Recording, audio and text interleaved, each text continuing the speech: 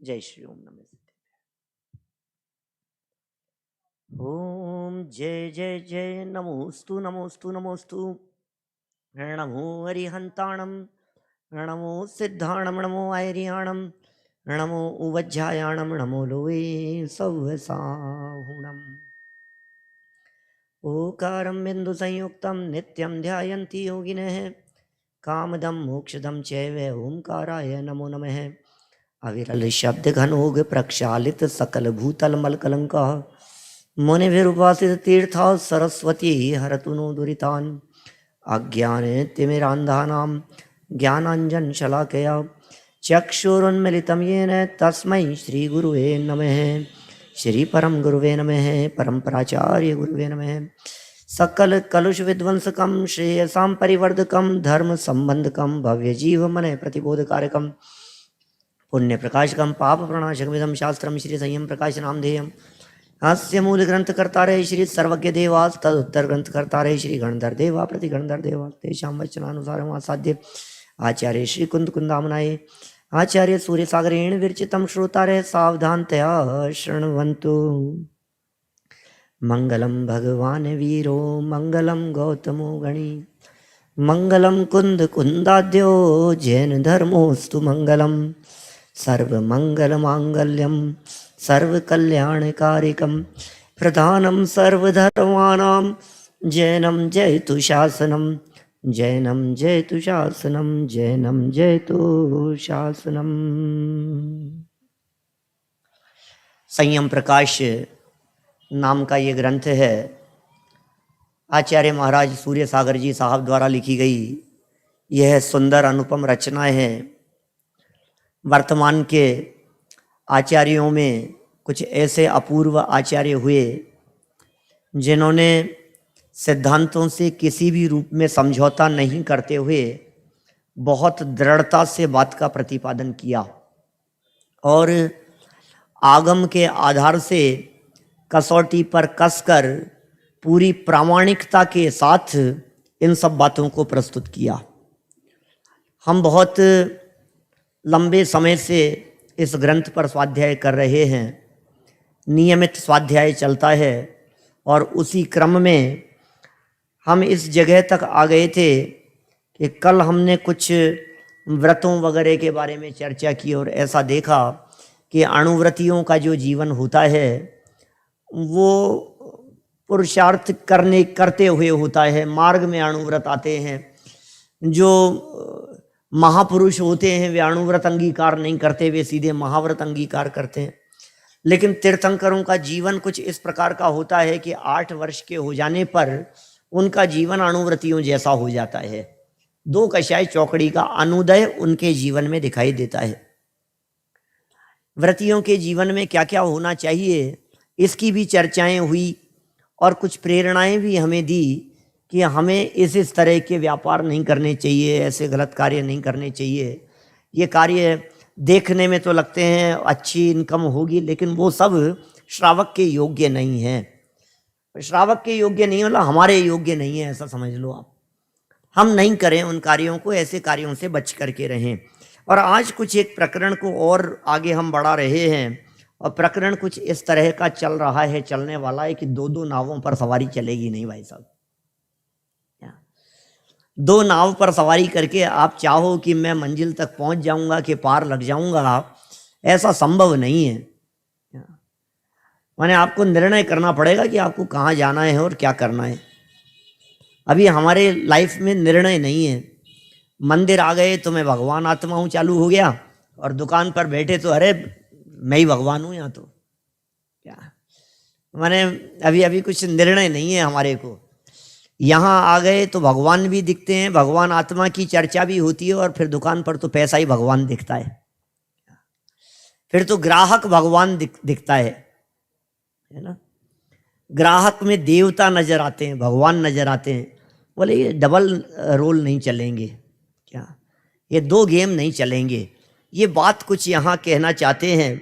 सुंदर चर्चा है, 613 नंबर का पेज है, जहाँ प्रकरण अपन ने छोड़ा था वहीं से आगे बढ़ाएंगे अपन। दुनिया के अनेक विषाद और पंथों की भरमार देखकर घबराए हुए भव्य को किसका अनुसरण करना चाहिए, इसका उत्तर देते हैं। धर्म के नाम पर सब चल रहा है भाई साहब, क्या क्या नहीं चल रहा है आज धर्म के नाम पर। हर व्यक्ति ये कह रहा है, मैं बता रहा हूँ ना, सच्चा धर्म यही सच्चा धर्म है। कोई कबूतरों को ज्वार डालने में धर्म बतला रहा है, कोई गायों को घास डालने में धर्म बतला रहा है, कोई गायें पालने में धर्म बतला रहा है, कोई किस में धर्म बतला रहा है, कोई अवतारों की चर्चा कर रहा है, कोई किसकी बात कह रहा है, कोई अस्पतालों में जाकर के दीन दुखी लोगों की सेवा करने में धर्म बता रहा है। सबने अपनी अपनी दृष्टि से धर्म की परिभाषाएं बना रखी है। कोई पूजन पाठ करने में धर्म मान करके बैठा है, कोई शांति धारा करने में धर्म मान के बैठा है, कोई अभिषेक कराता है, सुबह जाकर के पक्षाल कराता है, और मैं इससे ज़्यादा क्या धर्म करूँगा, और कुछ सुनने में अटक गए हैं। तो हमें ऐसा लग रहा है कि बहुत धर्म हो गया है। यहाँ ये कहना चाह रहे हैं, भैया सच्चा धर्म क्या है उसे समझ करके उस मार्ग पर चलने का प्रयत्न किया जाना चाहिए।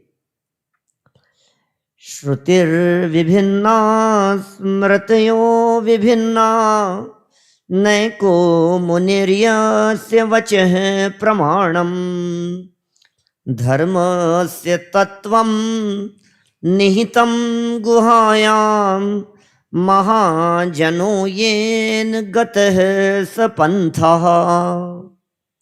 श्रुति, स्मृति आदि तथा ऋषियों के मंतव्य परस्पर भिन्न भिन्न हैं। ये सब अन्य मतों की चर्चा की है। दुनिया में हर धर्म दर्शन वाला ये कहता है कि हम सत्य कह रहे हैं। सब अपने अपने भगवान को सर्वज्ञ कह करके पुकारते हैं, वीतरागी नहीं कहते कोई भी। इसलिए अपने यहाँ भैया भगवती दास जी ने लिखा, जो जो देखी वीतराग ने, जो जो देखी सर्वज्ञ ने नहीं कही उन्होंने। हमने ना बड़ी गहराइयाँ होती है विद्वान ज्ञानियों के वचनों में। जो जो देखी सर्वज्ञ ने ऐसा नहीं कहा वही होगा, क्योंकि वो कह रहे हैं वो भी सर्वज्ञ हैं, वो भी सर्वज्ञ हैं, वो भी सर्वज्ञ हैं। सब अपने अपने देवता को सर्वज्ञ मान करके बैठे हैं। कपिलो यदि सर्वज्ञ हो सुगतो नेति का प्रमा, ता विभो यदि सर्वज्ञ हो मत भेदा कयम तयो। उनके कहने से, उनको सुगत के कहने से सुगत को सर्वज्ञ मान लो, तो कपिल के कहने से कपिल को सर्वज्ञ क्यों नहीं मान लो। कपिल सांख्य मत के प्रवर्तक हैं, सुगत बौद्ध मत के प्रवर्तक हैं। और आचार्य समंत भद्र स्वामी कहते हैं यार दोनों को ही मान लो ना, यदि आप ऐसा कहते हो कि उनके कहने से उनको और उनके कहने से उनको। तो जो सांख्य मत के प्रवर्तक कपिल हैं वे कहते हैं वस्तु सर्वथा नित्य ही है, और जो बौद्ध मत के प्रवर्तक सुगत हैं वे कहते हैं वस्तु सर्वथा अनित्य ही है। और यदि दोनों को सर्वज्ञ मान लिया जाए तो मतभेदा कयम तयो। मतभेद क्यों है फिर? तो कश्चित एव भवेत गुरु, ऐसा लिखा उन्होंने। कोई एक ही उनमें से श्रेष्ठ हो सकता है, कोई एक ही सच्चा हो सकता है। भाई साहब दोनों तो सच्चे हो नहीं सकते हैं, परस्पर विरोधी बातें दिखाई देती है। यहाँ ये कहना चाह रहे हैं इनके सबके मंतव्य परस्पर भिन्न भिन्न है। धर्म का तत्व इतना सूक्ष्म है कि मानो गुफा में छिपा हुआ है। इसलिए महापुरुष, तीर्थंकर, गणधर आदि जिस मार्ग पर चले हैं उसी मार्ग पर कटिबद्ध तथा दृढ़ होकर भव्य धर्मात्मा को चलना चाहिए। क्या कह रहे हैं? धर्मात्मा को उसी मार्ग पर चलना चाहिए जिस पंथ चले भगवंत वही आचरिए। बड़े पंडित जी साहब की पंक्तियां हैं, जिस पंथ चले भगवंत। वीतरागी संतों का मार्ग बस वही मार्ग अपनाने योग्य है, उसी मार्ग पर चलने योग्य। कौन सा मार्ग अपनाएंगे हम वही मार्ग अपनाएंगे जो वीतरागता का मार्ग होगा। हम वही मार्ग अपनाएंगे जो सर्वज्ञ का मार्ग होगा। हम वही मार्ग अपनाएंगे जो त्याग का मार्ग होगा, वैराग्य का मार्ग होगा, संयम का मार्ग होगा, साधना का मार्ग होगा। उस मार्ग को हम अपनाएंगे। हम भोग के मार्ग को नहीं अपना सकते, हम त्याग के मार्ग को अपनाएंगे। हमारे यहाँ भोग की नहीं त्याग की प्रधानता है। देखिए क्या लिख रहे हैं आगे, निरतिचार 12 व्रत पालने के इच्छुक को राज्य आदि का त्याग करना ही चाहिए, क्योंकि राग और वैराग्य ये दोनों कार्य एक साथ नहीं निभ सकते।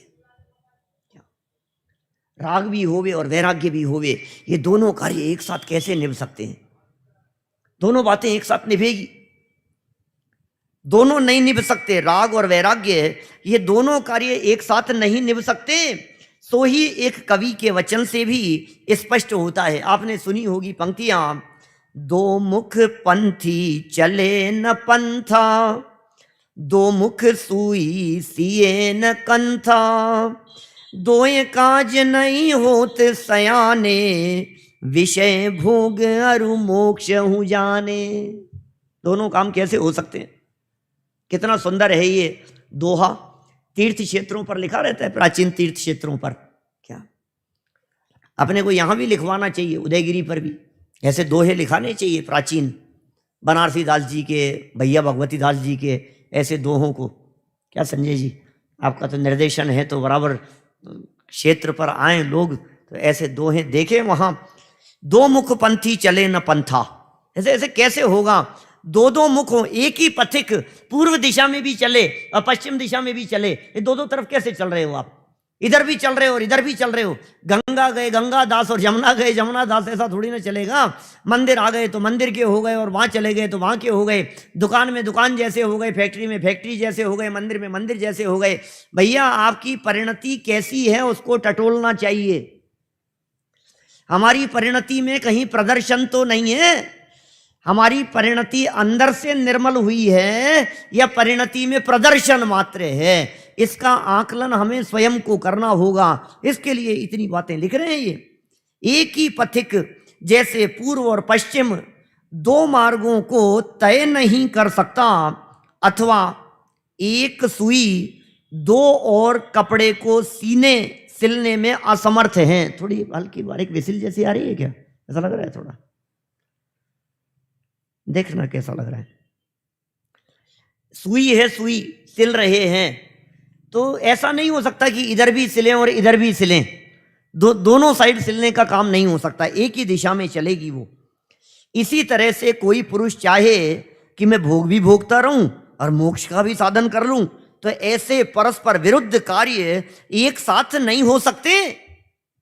ये दोनों कार्य एक साथ नहीं हो सकते हैं। आप निर्णय कर लीजिए आपको क्या करना है। आपको सुख बुद्धि किस में दिखाई देती है? आप कहते हैं कि साहब धर्म में आनंद है, और फिर वहां जाते हैं तो भोगने में आनंद दिखाई देता है, खाने पीने में आनंद दिखाई देता है। दोनों में आनंद कैसे दिखाई देगा? आनंद तो एक ही जगह पर होगा ना। या तो भोग में आनंद होगा तो त्याग में नहीं होगा, और त्याग में होगा तो भोग में नहीं होगा। वैराग्य में होगा तो राग में नहीं होगा, और राग में होगा तो वैराग्य में नहीं होगा। दोनों परस्पर विरोधी मार्ग हैं, दोनों बातें एक साथ नहीं चल सकती हैं। और हमारे जीवन में ऐसा लगता है दोनों, अरे अपन तो भाई बैलेंस करके चलते हैं। बहुत सारे लोग मिलते हैं, बैलेंस चलता है, बैलेंस है हमारे जीवन में। तो कैसा बैलेंस है? उधर भी नाच लेते हैं, इधर भी नाच लेते हैं।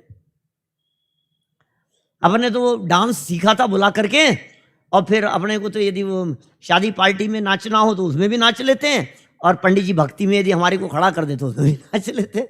अपने तो बराबर बैलेंस बना करके चलते हैं अपन तो, उधर भी और इधर भी। भाई ऐसा नहीं चलता है। बैलेंस तो होना चाहिए, लेकिन बैलेंस का अर्थ ये है, माने आपकी अंतरंग परिणति में यदि ये तत्व ज्ञान उतरा हुआ होगा तो निश्चित ही विषय भोगादि के प्रति अंतर परिणति में उदासीनता आए बिना नहीं रहेगी।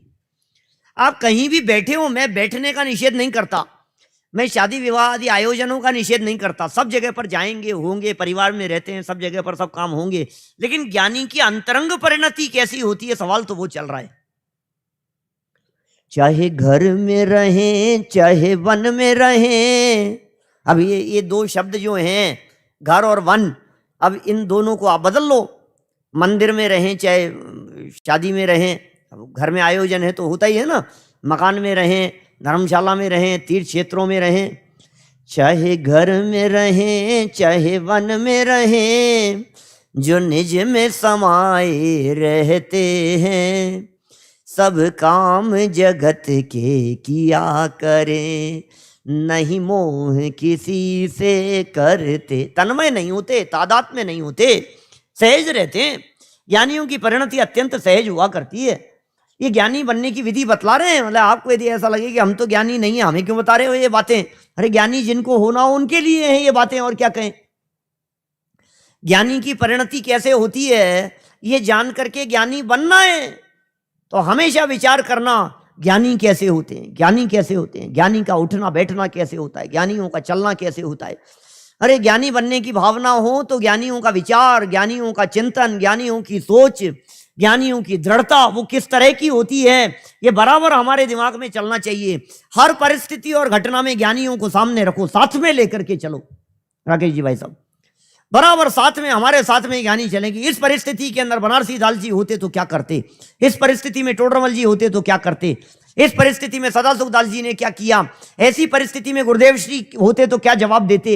ये हमारे जितने ज्ञानी लोग पूर्व परंपरा से हुए हैं, जो गृहस्थ भी थे और ज्ञानी भी थे, उनके जीवन में घटी हुई घटनाओं को देखकर, सीता के जीवन में कैसी घटना घटी, अंजना के जीवन में क्या हुआ, मनोरमा के जीवन में क्या हुआ, चंदनवाला के जीवन में क्या हुआ, किस किस के जीवन में कैसी कैसी, अनंगसरा के जीवन में कैसी घटना घट गई, हम विचार करें उन सब बातों को देख देख करके और देखें, निर्णय करें कि हम कहाँ खड़े हुए हैं। ज्ञानियों की परिणति जैसी होती है, उससे कहीं कुछ मेल खाती है क्या अपनी परिणति, अपने विचार?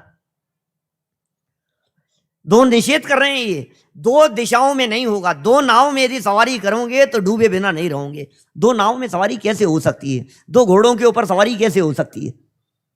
दोनों पर चलें अपन, दो घोड़ों के ऊपर खड़े होकर के नहीं चल सकते भाई साहब। क्या आसान नहीं है, हल्का सा दो सूत भी आगे पीछे हो गया और गया नीचे गहरी धार के बीच में। ये सिखा रहे हैं यहां पर, ये कह रहे हैं हाँ, समव्याप्ति में दोनों कार्यों की संभावना रहती है। ध्यान देना क्या कह रहे हैं, समव्याप्ति में, समव्याप्ति में जहां दोनों कार्यों की संभावना रहती है, किंतु भोगने और मोक्ष की परस्पर में विषम व्याप्ति है, ये समव्याप्ति नहीं है। ये मार्ग उल्टे हैं, पूर्व और पश्चिम जैसे उल्टे हैं। एक ही दिशा में यदि दो कार्य हो रहे हों तो दोनों कार्यों की व्याप्ति हो सकती है कि दोनों साथ साथ में निभ सकते हैं, लेकिन विषम है तो संसार और मोक्ष ये दोनों एक साथ में नहीं हो सकते। जैसे एग्जाम्पल दिया, शीत और उष्ण स्पर्श की तरह है, माने शीत और उष्ण स्पर्श की तरह। राग द्वेष तो दोनों परस्पर में एक दूसरे के आश्रित हैं, ये तो हो सकते हैं। राग और द्वेष तो, राग भी वर्त रहा हो और द्वेष भी वर्त रहा हो और एक साथ वर्त रहा हो, क्योंकि राग और द्वेष दोनों एक ही व्यक्ति के जीवन में एक साथ भी हो सकते हैं। किसी के प्रति राग और किसी के प्रति द्वेष, विषय अलग अलग हैं, व्यक्ति एक ही है और दोनों एक साथ वर्त रहे हैं, ये बात तो संभव है। लेकिन राग भी हो और वीतराग भी हो, बोले ये नहीं हो सकता। राग द्वेष के साथ में वीतरागता हो, ये बात संभव नहीं है। ये एक दूसरे के आश्रित हैं राग द्वेष तो, इसलिए एक साथ ही रहते हैं, जैसा कि इष्टोपदेश की टीका में स्पष्ट किया गया है। इष्टोपदेश की टीका में क्या कहते हैं देखिए, बड़े सुंदर विषय हैं, छोटी छोटी सी बातें हैं, प्रेरणादायक बातें कह रहे हैं। माने हमें निर्णय करना पड़ेगा कि हम क्या कर रहे हैं। संजय जी, अपने को ही निर्णय करना है, अपन कहाँ खड़े हैं, क्या करना है, अपने को किधर जाना है। और जिन्होंने निर्णय कर लिया कि भैया हमारा तो रास्ता ही अलग ही है, हमारी मंजिल अलग है भाई साहब, हमारे रास्ते अलग हैं, हमारी दिशा अलग है, हमें आपको मुक्ति की तरफ जाना है कि आपको निगोद की तरफ जाना है, दोनों रास्ते अलग अलग हैं और दोनों हेडक्वार्टर कहे गए हैं। बीच में तो गाड़ी रुकती नहीं है कहीं, बीच में थोड़ी देर के लिए पानी वानी पीने के लिए उतरता है क्या? मनुष्य गति स्टेशन पे उतर गया, थोड़ी देर के लिए पानी पीने के लिए। त्रियंच गति देवगति स्टेशन पर थोड़ा सा ज्यादा लंबे समय के लिए रुक गई ट्रेन कुछ सागरों के लिए, बाकी तो क्या है, फाइनल कहाँ पहुंचना है भाई साहब। यदि आप सही दिशा में गाड़ी को घुमा दिया, स्टीयरिंग सही दिशा में, तो सिद्धालय में ले जाकर के अनंत काल विराजमान हो जाओगे। और यदि विपरीत दिशा में चला तो अनंत काल के लिए निगोद दिशा में चला जाएगा। अब निर्णय तो अपने को करना है कि निगोद की तरफ गाड़ी जा रही है या सिद्धालय की तरफ जा रही है। तो हमें यदि सिद्धालय की तरफ जाना है, साधी अनंत काल के लिए सुख भोगना है, तो हमें दिशा की तरफ विचार करना पड़ेगा। सारा खेल दिशा का ही है जी। सारी दुनिया दशा बदलने में लगी है, दिशा की तरफ कोई विचार ही नहीं कर रहा है। दशा बदल रही है, पूरी दुनिया में क्या हो रहा है प्रमोद जी भाई साहब, दशा बदल रही है। कपड़े बदल गए, भेष बदल गया, स्वरूप बदल गया, कपड़े उतर गए, दुपट्टा आ गया, दुपट्टा उतार दिया, पीछे कमंडल हाथ में आ गए, ये हो गया, फिर व्रत ले लिए, नियम ले लिया। मैं सच कह रहा हूँ, आज अपन लोगों की भी यदि अपन बात करें ना, दिल पर हाथ रख करके विचार करना थोड़ा सा, हमारी भी स्थिति क्या है। पंडित जी आजकल मैंने है ना रात्रि भोजन पूरी तरह से छोड़ दिया। अच्छा, बहुत अच्छी बात है। नहीं नहीं, अब मैंने रात को पानी पीना भी छोड़ दिया। अरे यार, बहुत अच्छा है। नहीं नहीं, अब तो मैंने बाजार का भी सब छोड़ दिया। जीवन कितना अच्छा हो गया है। अच्छा, बाजार का भी सब छोड़ दिया। अब तो घर में लेता हूं, लेकिन घर में भी मर्यादा का चालू कर दिया मैंने। बहुत बढ़िया। तो अपने को कितना अच्छा लगता है ना, ऐसे मैं बढ़ रहा हूं आगे। क्या क्या लग रहा है भाई साहब? दशा है, ये दशा है भाई साहब। दिशा बदले बिना दशा का कोई महत्व नहीं है।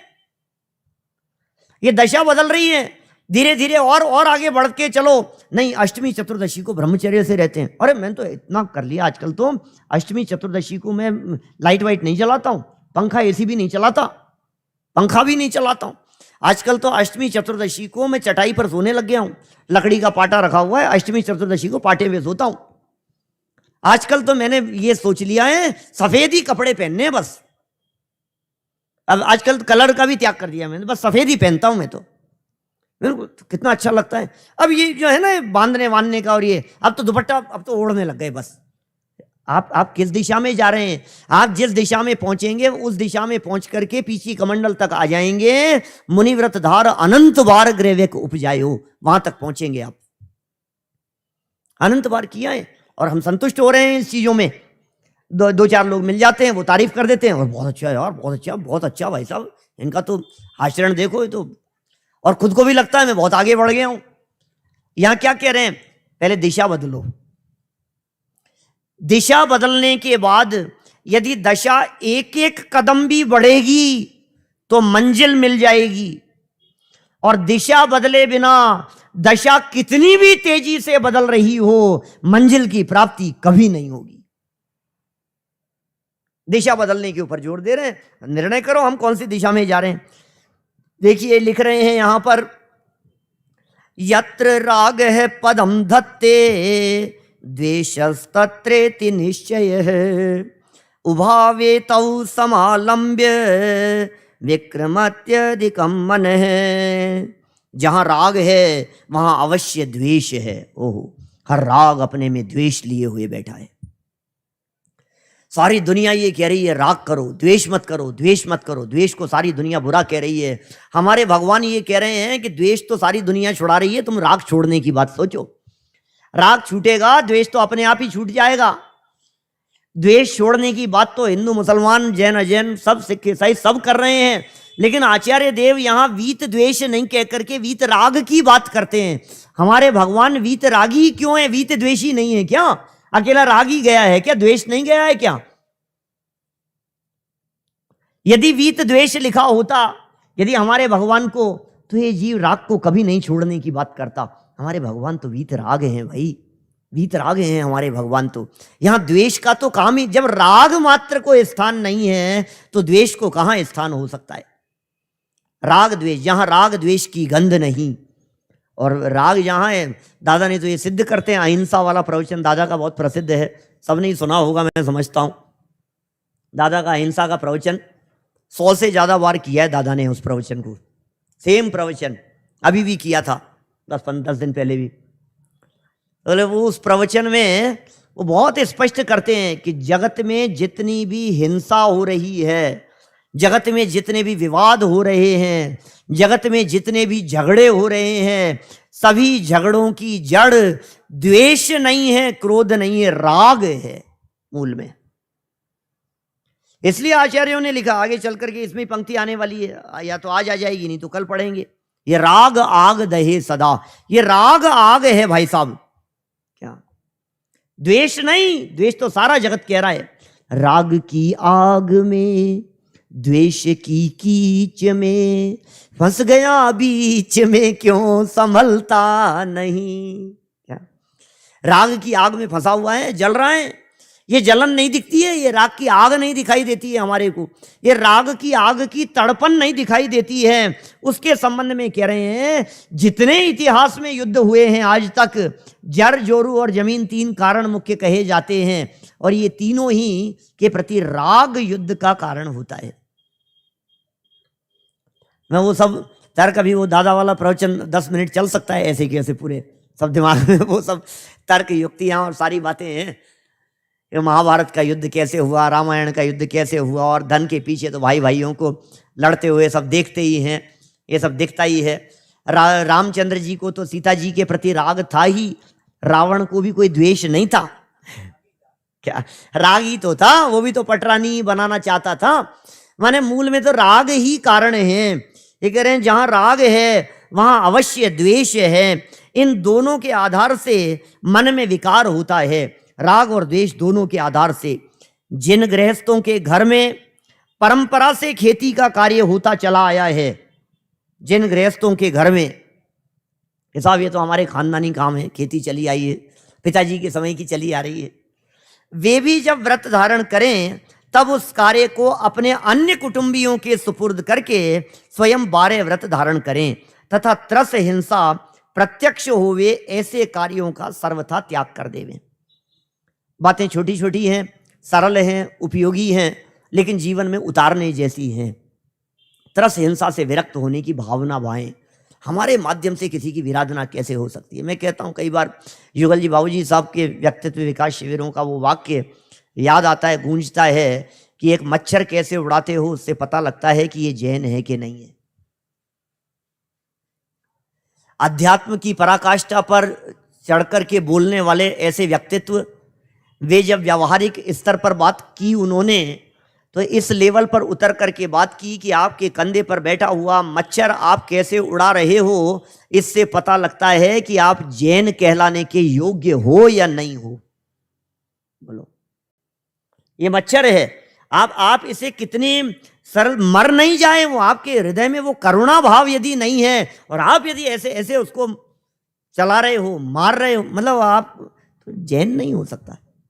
क्या सब वो जैन नहीं हो सकता है वो व्यक्ति। कितना सावधानी रखते हैं, एक मच्छर नहीं मर जाए, एक चींटी मर नहीं जाए हमारे माध्यम से, कितनी सावधानी होती है। ये जैनत्व की पहचान है। ये कोई जैन धर्म नहीं है, मैं कोई धर्म की बात नहीं कर रहा हूं।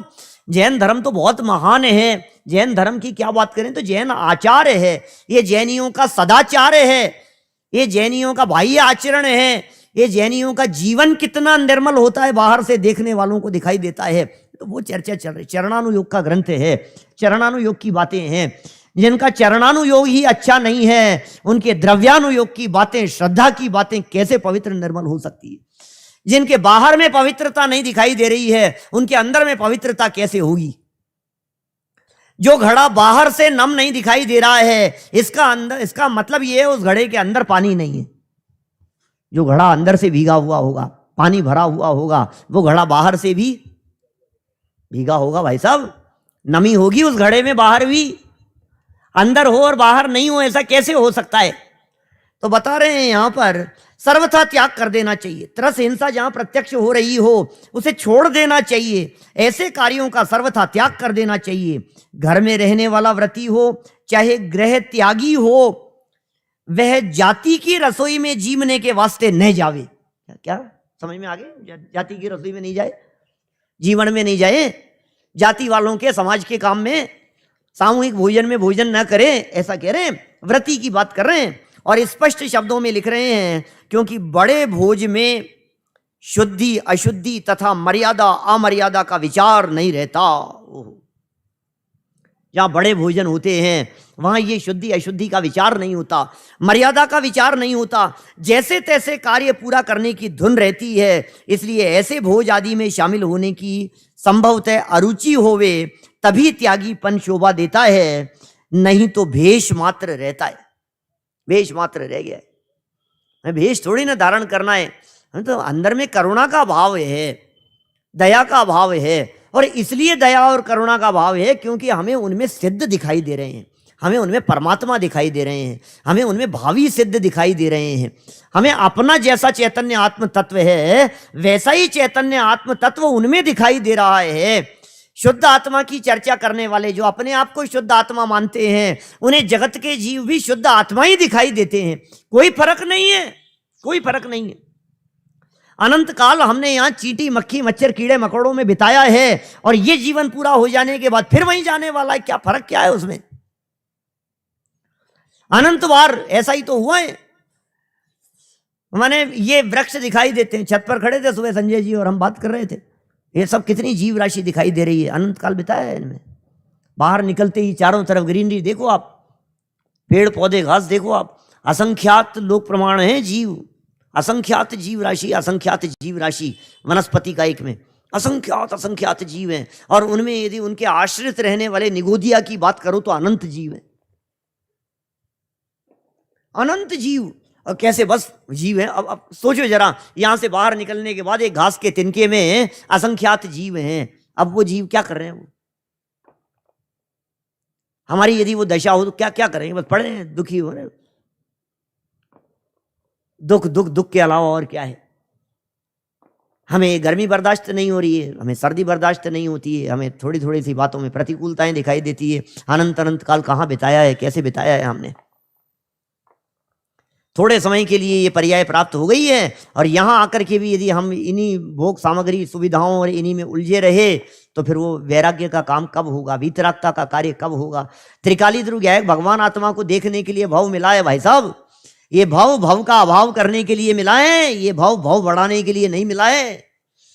ये भाव भव का अभाव करने के लिए, भव के अभाव का पुरुषार्थ, भव के अभाव का बीज वर्तमान में डलना चाहिए, तब जाके काम होगा। वर्तमान में यदि बीज डलेगा तो अनंत काल तक, बनारसी दास जी ने लिखा ना, एक समय की कमाई तो अनंत काल खाएगो, एक समय की कमाई को अनंत काल, वो कमाई के बीज यहां बोने पड़ेंगे। ये स्थापना करने की जरूरत है। यहां पर अंदर से लगती नहीं है हमारे को ये बात, हाँ आ गए, बैठ गए, प्रवचन सुन लिया, हाँ पंडित जी आए हैं, जयपुर से आए हैं, चलो अपन ने भी सुन लिया, हाँ 3 दिन का आयोजन था, प्रमोद जी का फोन आ गया था, बुला लिया था, भाई साहब ने बुलाया था, तो ठीक है, हो गया, विधान हो रहा है, चलो चलो अपन भी शुद्धि कराएंगे, ये कराएंगे, थोड़ा पुण्य बांध रहे, कुछ नहीं है, अनंत बार कर लिया भैया, अनंत बार कर लिया। कि कहाँ उलझे फंसे हैं, कुछ इससे ऊपर उठने का, कुछ इससे ऊपर बढ़ने का परिणाम आता है कि नहीं आता है? जहां हम बैठे हुए हैं इससे ऊपर की सोचते भी हैं या नहीं, हम ये विचार करना सोच में ही नहीं आती है, दिमाग में ही नहीं आती है हमारे को ये बात कि हमें धर्म करना भी है, क्योंकि इसी को धर्म मान करके बैठे हैं, फिर और धर्म क्या होगा? जिस व्यक्ति ने गलत जगह पर धर्म समझ लिया है, वो व्यक्ति सच्चे धर्म की प्राप्ति के लिए प्रयत्न क्यों करेगा, पुरुषार्थ क्यों करेगा और कैसे करेगा? बतलाओ। हो गया धर्म, और क्या करेंगे? आज के आनंद की, बस और क्या है? वो बजा दी, तालियां बजा दो, उत्साह हो गया, ओहो मजा आ गया, मजा आ गया। काय का मजा आ गया? निज आत्मा जाने नहीं, फिर काय का है ये मजा? बताओ, आत्मा को तो जाना ही नहीं है, आत्मा की तो खबर ही नहीं है। मजा आ रहा है हमारे को, किसमें मजा आ रहा है? भाई साहब कूलर अच्छे लगा दिए, भाई साहब सुबह की गर्मी की सारी पूर्ति कर दी आपने, ऐसे बड़े बड़े कूलर लगा करके। मजा आ गया ना भाई साहब? बोलो, सुबह सुबह की गर्मी और अभी की ठंडक, बोलो मजा आया कि नहीं? अभी शाम को मजा आ गया भाई साहब, आज तो मजा आ गया, इन चीजों में मजा लग रहा है हमारे को। दिल पर हाथ रख करके सोचो जरा, अपने को इसमें सेटिस्फेक्शन मिलता है या नहीं, अपने को इसमें आनंद लग रहा है या नहीं? 2 प्रवचन सुन करके हम संतुष्ट हो रहे हैं या नहीं? 4 प्रवचन सुन करके हमारे को ऐसा लगता है बहुत बड़ा काम कर लिया हमने, 4 प्रवचन सुन लिए भाई साहब, दिन के 4 प्रवचन रोजाना सुनता हूं। क्या नशा है और क्या है? क्या बता रहे हैं यहां पर? भैया अमर्यादा तो होनी नहीं चाहिए। ये तो दुनिया में तो क्या हो रहा है, जैसे तैसे काल पूरा करने की दिखाई देती है स्थिति, इसलिए ऐसे भोज आदि में तो शामिल होना नहीं। त्यागीपना तभी शोभा देता है जब अंदर से परिणाम बदले हुए हों। देखिए और कह रहे हैं, अब जरा अपने परिणामों को टटोलने की बात कह रहे हैं, जरा यहां भी देखें। हीन जातियों का सा बर्ताव, ध्यान देना, जैन कुल में जन्म लिया है, जैनियों जैसे लक्षण होने चाहिए, हमारा व्यवहार कैसा होना चाहिए, हमारा आचरण कैसा होना चाहिए। मैं कोई सच में फिर कहता हूं, ये कोई धर्म की बातें नहीं चल रही है। मुझे अंदर से जब ये चरणानुयोग की ऐसी स्थूल बातें पढ़ता हूं ना, अब लेकिन सब लिखी है सारे श्रावकाचार्य ग्रंथों में, रत्नकरण श्रावकाचार्य पढ़ो, सदाशिवदास जी की बातें पढ़ो, यहाँ पढ़ो, पुरुषार्थ सिद्धि उपाय पढ़ लो, आचार्यों ने लिखा है। अमृत चंद्र जैसे आचार्य, हमने तो पुरुषार्थ सिद्धि उपाय जब चलाया, अभी पारस पे भी चल रहा है, मैंने जब हमने पुरुषार्थ सिद्धि उपाय चलाया तो उनके श्लोकों में, भाई साहब सुनील जी, उनके श्लोकों में जब चर्चाएं आई कि मांस नहीं खाना चाहिए, और मांस नहीं खाना चाहिए के बारे में जब वो 4 श्लोक लिख रहे हैं अमृत चंद्राचार्य देव, तो लग रहा है कच्चा मांस नहीं खाना चाहिए, पका मांस नहीं खाना चाहिए, तवे पर पकता हुआ हो तब भी उसके अंदर तरजीह हो रहे हैं, नहीं खाना चाहिए। यार ये वही अमृत चंद्राचार्य हैं, आत्मख्याति वाले। ये वही अमृत चंद्राचार्य देव हैं जो 72वीं गाथा में आत्मा को भगवान कहकर के पुकार रहे हैं। ये वही अमृत चंद्राचार्य हैं कि हाँ भाई साहब यही तो है, इसका नाम है बैलेंस। चरणानुसारी द्रव्यम द्रव्यानुसारी चरणम, ये अमृत चंद्राचार्य देव के वचन है, इसका नाम है बैलेंस। जितनी शुद्ध आत्म तत्व की चर्चा है उतनी माल इतना उत्कृष्ट है, तो उसकी पैकिंग अच्छी होगी या नहीं होगी ये बताओ। चरणानुयोग पैकिंग है तो द्रव्यानुयोग माल है। त्रिकाली ध्रुव ज्ञायक भगवान आत्मा द्रव्यानुयोग की चर्चाएं ये माल है भाई साहब, पैकिंग कैसी होगी, अच्छी होगी या नहीं होगी, पैकिंग की चर्चा चल रही है। देखिए हीन जातियों का सा बर्ताव या उनका संसर्ग नहीं करना चाहिए, वैसा बर्ताव मत करो जैसे हीन जाति वाले करते हैं, और उत्तम आचार विचार रखना चाहिए। हमारा बर्ताव कैसा होना चाहिए, हमारी भाषा कैसी होनी चाहिए, हमारा आचरण कैसा होना चाहिए, व्यवहार कैसा होना चाहिए, इस तरह का जैसे अन्य लोग बोलते हैं इधर उधर वाले जिस तरह की भाषा का प्रयोग करते हैं, हमारी भी भाषा उसी तरह की होती है। कई जैनियों की देखता हूं मैं, अरे साहब हमारा तो व्यापारी ऐसा ही है, क्या करें साहब, रोजाना ऐसे ही लेबर से ऐसे ही डील करना पड़ता है, इसी तरह की भाषा हो गई है हमारी। तो नहीं भाई, अपनी गरिमा बना करके रखो। देखिए लिख रहे हैं आगे, व्रती मनुष्य पशु आदि का युद्ध न देखे, मनुष्यों का युद्ध न देखें, पशुओं का युद्ध न देखें, बावड़ी तालाब या नदी में कूदकर स्नान न करें बिना छना जले। क्या कर रहे हो आप, व्रती व्यक्ति ऐसा न करें। मेला नाटक तमाशा संगीत सम्मेलन आदि रागवर्धक कार्य में शामिल न होवे व्रती व्यक्ति। प्रतिष्ठा आदि धार्मिक समारोह में जाने का निषेध नहीं, ये सब बातें, प्रतिष्ठा आदि समारोह में जाने का निषेध नहीं है व्रतियों को, लेकिन उसके बावजूद ऐसा भी लिखा है कि त्यागी व्रतियों के संदर्भ में, और विशेषकर ऐसे व्रतियों के संदर्भ में, महाव्रतियों के संदर्भ में, अपने निर्वाण सागर जी महाराज वगैरह गर्भ कल्याणक जन्म कल्याणक में आते नहीं थे, दीक्षा कल्याणक के पहले पांडाल में प्रवेश नहीं करते थे। शांति सागर जी हैं, सब ऐसे बराबर मतलब वो विचार करते थे इन सब बातों के संबंध में। हमारा क्या काम, राग रंग की क्रियाओं में हमारा क्या काम। देखिए क्या लिख रहे हैं, प्रतिष्ठा आदि समारोह में जाने का निषेध नहीं है। ऐसे शब्द मुंह से नहीं कहें जिससे धर्म और अपनी हंसी होवे, वचन संवारे बोलिए। भाई साहब वचनों की बहुत अहमियत है। एक बहुत सुंदर शब्द आया तत्वार सूत्र में, उमा स्वामी आचार्य देव ने एक शब्द दिया सत्यानुव्रत के अतिचारों के संदर्भ में, सत्य महाव्रत की भावनाओं के संदर्भ में भी हो सकता है, शायद दोनों में से कहीं। अनुवीची भाषण शब्द का प्रयोग किया। एक अनुवीची भाषण, किसको पता है अनुवीची भाषण मतलब क्या है, बोलो। सत्य बोलने की भावनाओं के संदर्भ में उन्होंने कहा अनुवीची भाषण। अनुवीची भाषण क्या है पता है क्या कहा उन्होंने, बोले जिन वाणी के विरुद्ध वचन बोलना उसका त्याग, आगम सम्मत वचनों के विरुद्ध वचन बोलना उसका त्याग। ऐसा कह रहे हैं वो, मेरी वाणी आगम अनुसार होगी, आगम विरुद्ध ही मेरे वचन नहीं होंगे, विषयों में सुख बुद्धि वाले वचन नहीं होंगे। अनुवीची भाषण की चर्चा कर रहे हैं, बारीक बातें बहुत। एक द्रव्य को दूसरे द्रव्य का कर्ता धर्ता कहने वाले वचन, ये वचन योग्य नहीं है कहना। मैं भावना भाता हूं, बोलूंगा तो ऐसी बात कहूंगा, मैं वस्तु स्वरूप के अनुसार बात कहूंगा, ऐसी बात कहते हैं। देखिए कैसी कैसी बातें लिखी है। ऐसे वचन ऐसे शब्द मुख से नहीं कहें जिससे धर्म और अपनी हंसी होवे। वचनों से ही मनुष्य की परीक्षा और प्रामाणिकता होती है, नीतिकारों ने लिखा है। वचनों से परीक्षा होती है भाई साहब। तीर्थंकर परमात्माओं की परीक्षा करते समय समंत भद्राचार्य देव ने कहा, अरे वचनों से परीक्षा हो गई है, युक्ति शास्त्र विरोधी वाक, सैत्वमेवासी निर्दोषो युक्ति शास्त्र विरोधी वाक। आप तो मीमांसा में प्रारंभ से यहां श्लोक प्रस्तुत किए, मानो चर्चा करते रहे, मैं आपको भगवान मानने को तैयार नहीं हूं। क्यों नहीं मान रहे हो भाई साहब? माथे पे छत्र नहीं दिख रहे तुम्हारे को, बामंडल नहीं दिख रहा, पीछे देव लोग आ रहे हैं आसमान से मेरी पूजन भक्ति करने के लिए। बोले नहीं, देवागम नभो यान है चामर आदि विभूते माया विश्व दृश्यन्ते नातस्तमसी नो महान। अरे नहीं नहीं, ये दिव्य शरीर देखा है तुमने, अध्यात्मम भैरप्येश विग्रह आदि महोदय दिव्य सत्यो दिवो कस्तु प्यस्ति रागादि मत्सु से।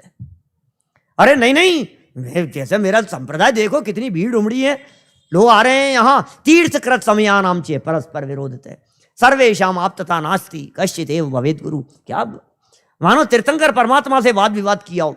लोग कहते हैं बड़े आए परीक्षा करने वाले, तुम क्या परीक्षा करोगे? अरे भाई तुम क्या बात कर रहे हो, हम अकेले गुरुओं की परीक्षा नहीं, हम तो परमात्मा की भी परीक्षा किए बिना वंदन नहीं करेंगे। आप क्या बात कर रहे हैं? हम ये जैन दर्शन परीक्षा प्रधानी है। हमारा मस्तक भगवान को भी परीक्षा किए बिना उनके आगे नहीं झुकता है, तो हम क्या बात करें किसी विद्वान की, त्यागी की, व्रती की, संयमी की? बिना परीक्षा किए हुए हमारा मस्तक उनके आगे नहीं झुकेगा। अरे उनकी परीक्षा उनके लिए नहीं की जा रही है, उनकी परीक्षा अपने आप के लिए की जा रही है। उनकी परीक्षा उनके लिए थोड़े, हमें उन्हें सर्टिफिकेट थोड़े ना देना है कि तुम सच्चे होगे झूठे हो। सवाल उनके सच्चे झूठेपन का नहीं है, सवाल तो यह है कि मेरी परीक्षा के माध्यम से मेरे मोक्ष मार्ग प्रभावित होता है, इसलिए मैं परीक्षा कर रहा हूं। तो अपनी परीक्षा के लिए बातें कही जा रही है, वचनों से परीक्षा है। वही समंत भद्राचार्य देव आगे चल करके 7वें श्लोक तक पहुंच करके क्या कहते हैं, 6ठे 7वें श्लोक में, 8वें श्लोक में पहुंचकर उसी आप्तमीमांसा में कहते हैं सह त्वमेव वासी निर्दोषो युक्ति शास्त्र विरोधी वाग। अरे आप ही परमात्मा हो। ये कैसे पहचान लिया? अब आपकी वाणी से पहचान लिया। कैसे पहचान लिया बोलो? वाणी से पकड़ में आ गए। एक ही समय में वस्तु का स्वरूप, उत्पाद व द्रव्य रूप बतलाए। बोले ये केवलियों के अलावा, ये सर्वज्ञ वीतरागियों के अलावा दूसरों की वाणी नहीं हो सकती है। कौन कहे ये बात? उत्पाद व द्रव्य युक्तम सत्य, ये बातें कौन कहे? ऐसी बातें कहने की सामर्थ्य किसी और में नहीं हो सकती है। ऐसी वीतरागता की बातें, ऐसी सर्वज्ञता की बातें, ऐसी कण कण की स्वाधीनता की बातें, बोले सर्वज्ञ के अलावा दूसरा कोई नहीं कह सकता है। पकड़ में आ गए, आप ही सर्वज्ञ हो। बाहर आपके तार पर काले कलर का कोई पक्षी बैठा हुआ था। क्या कौवा है कि कोयल है? बोले बोली से पकड़ में आएगा, जब बोलेगा तो पता लगेगा। कोयल किसको देत है और कौवा किससे लेत, और मीठी वाणी बोलकर जग अपनों कर लेत। सारा खेल वाणी का ही है, और क्या है? ये वचन के संदर्भ में यहां बात कह रहे हैं। देखिए बड़ी सुंदर शब्दावली का प्रयोग किया। ये क्या लिखे हैं यहां पर? मनुष्य की परीक्षा और प्रामाणिकता वचनों से ही होती है। नीतिकारों का कहना है कि हीन जाति वालों या उच्च जाति वालों के कोई सिर या पैर में मुद्रा नहीं लगी हुई है। ये ऊंची जाति वाला है भाई साहब, तो सिर में कोई ऐसी मुद्रा लगी हुई है? ऐसे कोई साइन होगा? कोई सीन तो नहीं कह सकते, मुद्रा कहेंगे। उच्च जाति वालों के कोई लगा हुआ हो, कोई गोल्ड का साइन दिख रहा हो, कोई तिलक हो? नहीं भैया, ऐसा नहीं है जिससे उन्हें पहचाना जा सके, ऐसा तो कुछ है नहीं। किंतु जैसे जैसे वे उत्तम या अधम शब्द बोलते हैं, उसी से उनके उच्च कुल का या नीच पने का मालूम चल जाता है। और क्या है? वचनों से पता लगता है ये कितने महान हैं, ये कितने उच्च कुल वाले हैं और कितने हीन कुल वाले हैं। वो उदाहरण कहानी आपने सुनी होगी, वो राजा, मंत्री, सेनापति, कोतवाल, वो सब जा रहे थे और किसी व्यक्ति से पानी मांगा। सुनिए, सबकी कहानी सुनी हुई है। जिस भाषा में अंधा व्यक्ति और तुरंत कह दिया राजा साहब। तुमने कैसे कह दिया? तुमने कैसे जान लिया राजा है? तुमने कैसे जान लिया? कि भाषा से पकड़ में आ गया। जिसकी भाषा जैसी होती है उससे पकड़ में आ जाता है। देखिए लिख रहे हैं फिर आगे, इसी तरह व्रती को हमेशा हित मित मधुर और योग्य ही शब्द बोलने चाहिए। अव्रती सरी के शब्दों को उच्चारण में भी नहीं करना चाहिए। यही कहा है। क्या कहा है? फिर एक श्लोक प्रस्तुत किया। न जार जातस्य ललाट शंक न कुल प्रसूतस्य न पाद पद्मम यदा यदा मुंचति वाग विलासम तदा तदा तस्य कुल प्रमाणम। दूसरी धुन है, देखो इसकी क्या है। न जार जातस्य ललाट शंक न कुल प्रसूतस्य न पाद पद्म यदा यदा मुंचति वाग विलासम तदा तदा तस्य कुल प्रमाणम। राजेश जी भाई साहब, आ गया होगा संस्कृत का तो अर्थ फटाफट। संस्कृत के विद्वान तो फटाफट पकड़ लेते हैं क्या कह रहे हैं। शब्द वर्गणा में इतनी प्रबल शक्ति है कि संसार के अंदर जितने भी वशीकरण मंत्र हैं वे सब इस शब्द से ही सिद्ध होते हैं।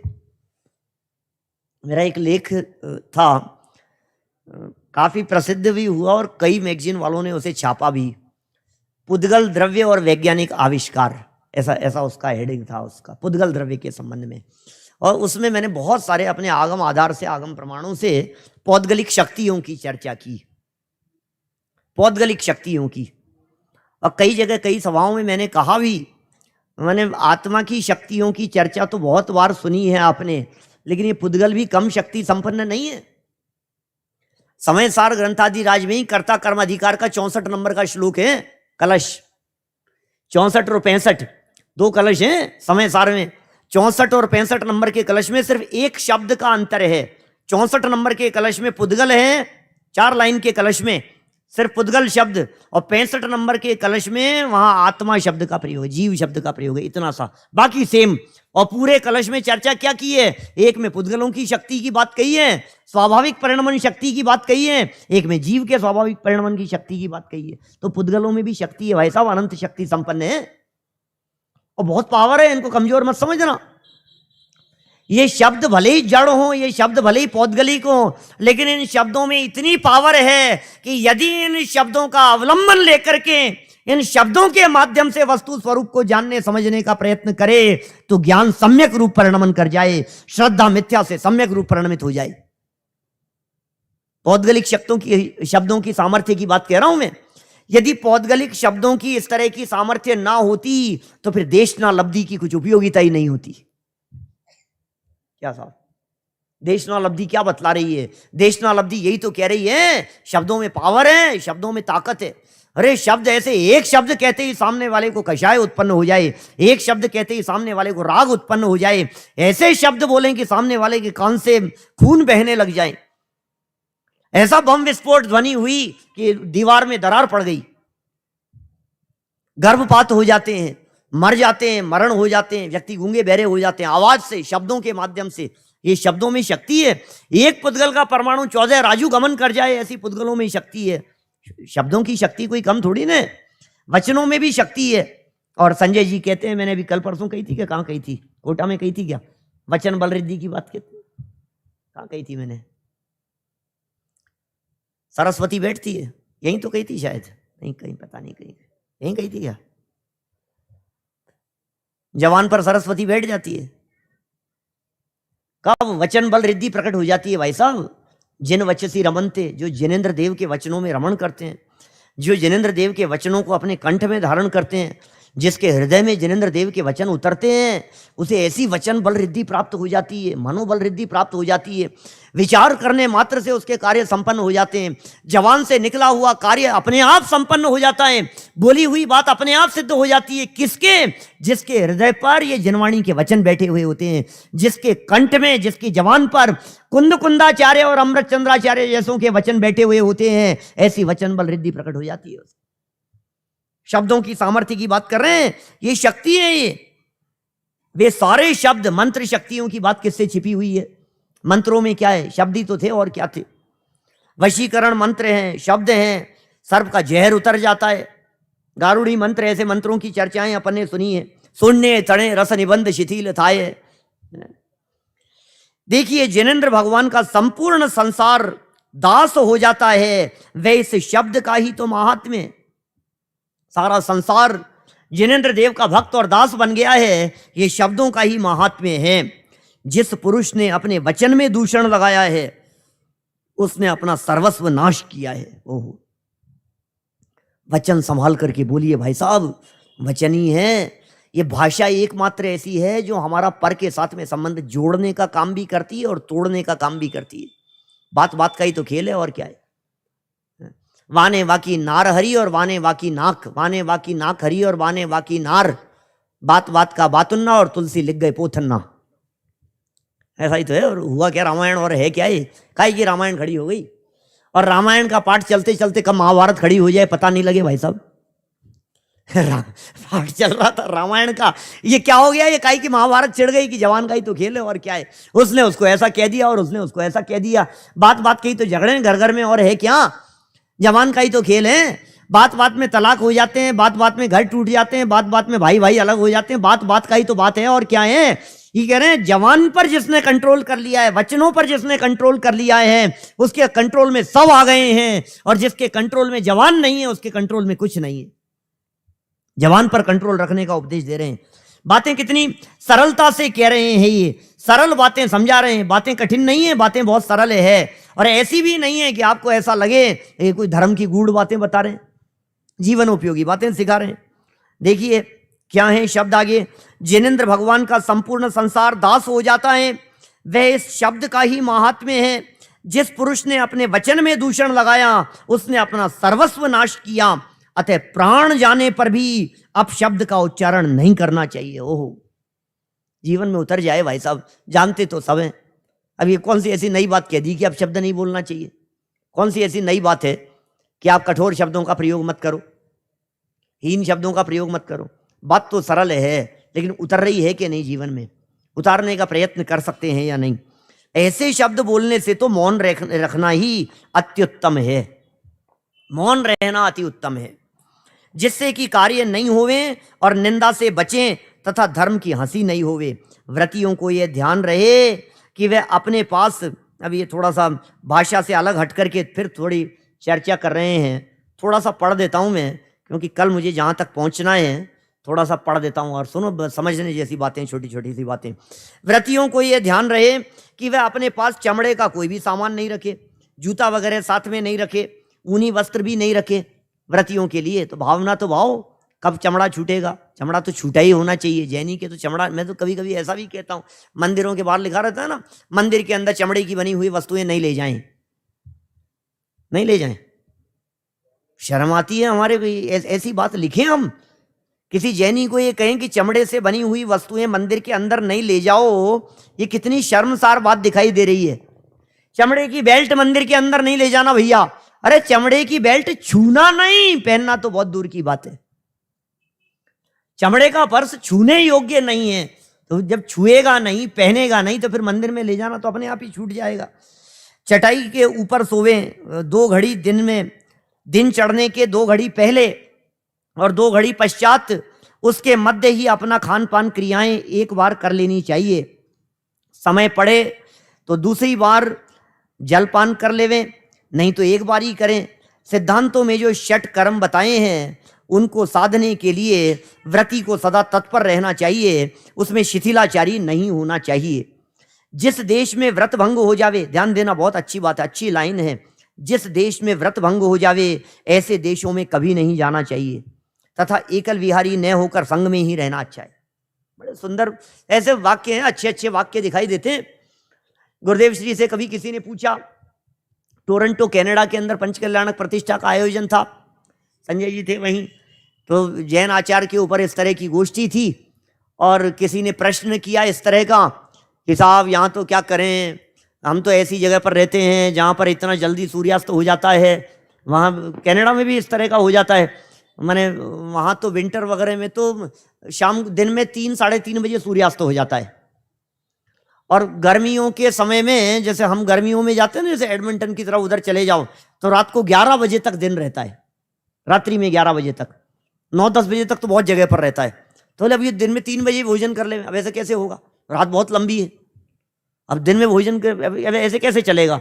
तो थोड़ा सा टाइम रख ले में, ऐसा कर ले में। तो मैंने कहा गुरुदेव श्री से ऐसा प्रश्न किया, क्या तत्व चर्चा में जब गुरुदेव श्री से ऐसा प्रश्न किया तो गुरुदेव ने कहा कि जैनी ऐसी जगह पर रहेगा नहीं, नौकरी छोड़ देगा, जगह छोड़ देगा, स्थान बदल लेगा, लेकिन जैनत्व के योग्य आचरण का पालन निरंतर करता रहेगा। ये गुरुदेव श्री के वचन है, ये यहां कह रहे हैं। ये ऐसे देश में हम कैसे रह सकते हैं जहां दर्शन नहीं हो? ऐसे देश में हम कैसे रह सकते हैं? ऐसे स्थान पर कैसे रह सकते हैं जहां जैनेन्द्र देव के दर्शन नहीं हो रहे हैं, जहां नियम नहीं पल रहे हैं, जहां हमारी साधना नहीं पल रही है? ऐसे देश में कभी नहीं जाना चाहिए, कभी नहीं रहना चाहिए, एकल विहारी नहीं होकर के संग में रहना चाहिए। इस तरह की ये अच्छी अच्छी बातें कही है। यह भी ध्यान रहे कि जब दीर्घ शंका, लघु शंका वगैरह के लिए जाएं तो नमोकार मंत्र 9 बार 27 बार श्वासोश्वास में पढ़ना चाहिए। आने में, जाने में, भोजन में, सोने में, लघु शंका में, दीर्घ शंका में ये मंत्र जपते रहना चाहिए, भूलना नहीं चाहिए। सामान्य बातें हैं। अब और कुछ अच्छी बातें और यहाँ से कुछ बदल रही है, कल करेंगे इनकी चर्चा। बातें छोटी छोटी सी कहते हैं, और कल तो कुछ थोड़ी सी खतरनाक चर्चा भी मुझे यहीं करके जानी है, आप ही के बीच में, क्योंकि ये वो भरे पंचम काले जिन मुद्रा धारे, ये चर्चा आई है विनोद जी भाई साहब, इस भरत क्षेत्र पंचम काल में क्या होने वाला है, 21,000 वर्ष के पंचम काल में कितने नरक जाएंगे, नरक जाए पर्यंत, वो चर्चा कल आएगी। तो दिल थाम के बैठना। जो बात जैसी लिखी है भैया, हम तो चिट्ठी पढ़ने का काम कर रहे हैं, जैसी चिट्ठी में लिखा आएगा वैसा पढ़ देंगे आपके सामने, और कुछ जो यथा योग्य रीति से स्पष्टीकरण होगा वो भी कर देंगे। फिर दक्षिण भारत में जा रहे हैं हम, उसके पहले तो यहाँ पूरा कर जाएंगे उसको। ठीक है, चलो अभी की बात को यहीं विराम देते हैं।